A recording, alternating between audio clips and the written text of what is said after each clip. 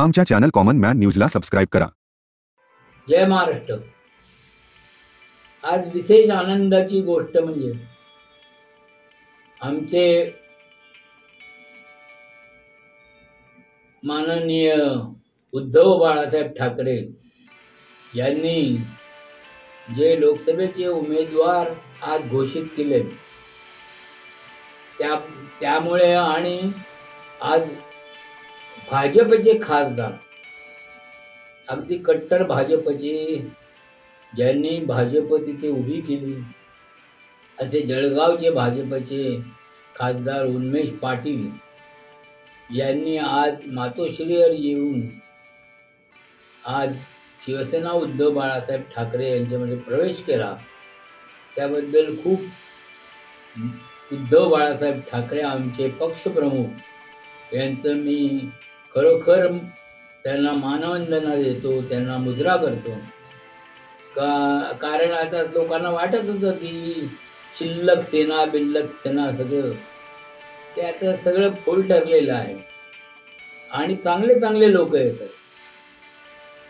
त्यामध्ये कल्याण लोकसभा मतदारसंघामध्ये अत्यंत म्हणजे तसं बघितलं तर खूपच सामान्य असे सौभाग्यवती वैशाली दरेकर राणे या महिलेला, तरुण महिलेला आज त्यांनी संधी दिलेली म्हणजे अत्यंत वाखाणण्याजोगी म्हणजे माझे पक्षप्रमुख म्हणून नव्हे परंतु संपूर्ण जगामध्ये एक आश्चर्याचा धक्का त्यांनी दिला। आणि जसं शिवसेना प्रमुख माननीय बाळासाहेब ठाकरे होते त्यांची विचारधारा होती आणि त्यांचं जे धैर्य होतं ते आज उद्धव बाळासाहेब ठाकरेंमध्ये वेळोवेळी दिसलेलं आहे आणि आज तर त्यांनी निश्चितपणे संपूर्ण देशाला धक्का दिला। भाजपचे तर 3-13 वाजवले। कारण मी फेसबुकवर काम करत असतो, बघतो तर मला विविध लोकांनी हे केलं का हा बलाढ्य उमेदवार आहे तिथे खासदार श्रीकांत शिंदे त्यांच्या विरुद्ध उभं राहायला माणूसच नाही, उमेदवारच नाही आणि 25 कोटी रुपये खर्च करणारा कोणीच नाही अशा प्रकारे वल्गना काही लोकांनी केल्या होत्या।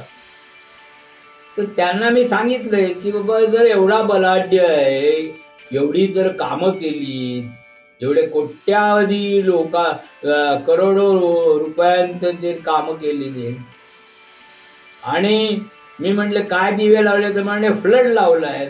तर एवढा फ्लड लावला तर मग तुम्हाला 25 कोटी रुपये इलेक्शनसाठी लागलेच कशाला? आणि म्हटलं उमेदवार कोणते आता तुम्हाला कळेल। उमेदवार तर 5-6 होते मला माहिती आहे ते, कारण माझ्या थ्रू पण सर्व आलेले आहेत आणि ते सरळ मातोश्रीवर गेलेत। आमचे विविध पदाधिकाऱ्यांनी त्याचे बायोडाटा दिलेत आणि उद्धव बाळासाहेब ठाकरे यांनी सांगितलं की ठीक आहे म्हणे मी जे देईन तो उमेदवार तुम्ही त्याचं काम करायचं आणि निवडून आणायचं। सगळ्यांनी ते मान्य केलं आणि या सौभाग्यवती वैशाली दरेकर या त्यांचा इतिहास खूप वेगळा आहे। कारण माझ्यापासून मी असतानापासून त्या नगरसेविका आहेत, 2 वेळा नगरसेविका निवडून आलेल्या आहेत।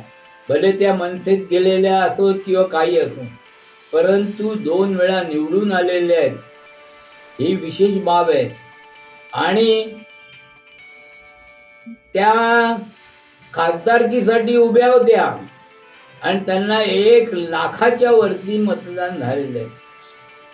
विविध क्षेत्रामध्ये त्या काम करत आहेत आणि शिवसेनेत आल्या त्या पुन्हा आणि आत्ताच्या कठीण काळामध्ये गेल्या नाहीत, राहिल्यात। पुढे भविष्यात काय वाढून ठेवलं त्याचा विचार केला नाही, पण येईल इथे आपल्याला काहीतरी लढायला मिळेल आणि त्या लढत राहिल्या आणि संघर्ष करत राहिल्या, तोंड देत राहिल्या आणि त्याच्यामुळे त्यांनी जेव्हा सांगितलं की साहेब मी लढायला तयार आहे, कशाचाही विचार न करता साहेबांनी त्यांना उमेदवारी दिलेली आहे. म्हणजे तुम्ही बलाढ्य आहेत आणि तुमच्या समोर एक किरकोळ आहे, धरून चाला. आणि अशा उमेदवाराला दिल्या, पहिले निवडणूक व्हायच्या अगोदरच तुम्हाला हरवून टाकलेलं आहे. आता तुम्ही उभं राहण्यात पण काय अर्थ नाही असं मला वाटतं. पडणार तर आहेत 101% त्याच्यामध्ये कुठेच वाद नाही. पण त्याच्यापेक्षा तुमच्याकडे जे कोणी आलेले आहेत, रथी महारथी, तुमच्याकडे माजी महापौर पण आले, त्यांना घडवणारे त्यांचे म्हणजे साथी पण आलेले आहेत, मोठमोठे बिल्डर तुमच्याकडे आहेत आणि कार्यकर्ते आहेत. मग त्यांच्यापैकी कोणाला तरी एक उभा करा. आहे का कोणाच्यात हिंमत? बघूया. जशी आमच्याकडे वैशाली दरेकरच नव्हे, अनेक आहेत. उद्या मलाही सांगितलं तर मी उभा राहिलो असतो. परंतु आहेत ना, मग त्यांना जरा काढा की बाहेर. त्यांना काढा बाहेर आणि त्यांना लढू द्या. अहो, सामान्यातनं तुम्हाला घडवलेलं आहे. तुम्ही खिचगंटीत नव्हते, खिचगंटीत मी तर कधी बघितलेलंच नाही. आणि अशा तुम्हाला 4 अक्षरामुळे, ठाकरे घराण्यामुळे, बाळासाहेबांमुळे, उद्धवजींमुळे आज तुम्हाला हे रूप आले. पण तुम्ही पळून गेलात तेव्हा काय म्हणालात? महासत्ता आमच्या मागे आहे. आता बघूया त्या महासत्तेला पण काय आहे ते. आता तर बघतोच आहे तुमची तेजरात्रीपट कशी चालू आहे ती. कुठे कोणाला नेमायचं हे पण वरून कळवलं जातं आणि सांगितलं जातं.